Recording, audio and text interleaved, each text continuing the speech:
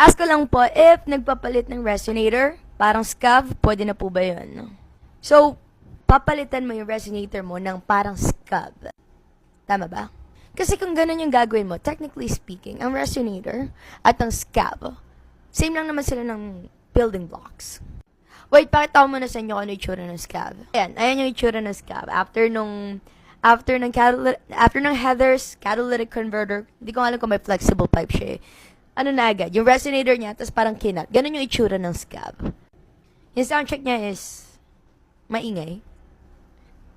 Mga tipo na kung gusto mong mambulabog ng kapitbahay, very perfect siya para sa'yo. Yung kapag madaling araw, kapag dumaan ka, gusto mo lahat ng tao mumulat, maganda siya. Hindi mo naman gawin resonator yung scav. I don't see, medyo mas mahaba nga lang siya compared sa resonator. Pwede mo rin naman gawing scav yung resonator mo, though mas maingay siya compared sa regular na scav kasi onti lang yung muffler, ay yung resonator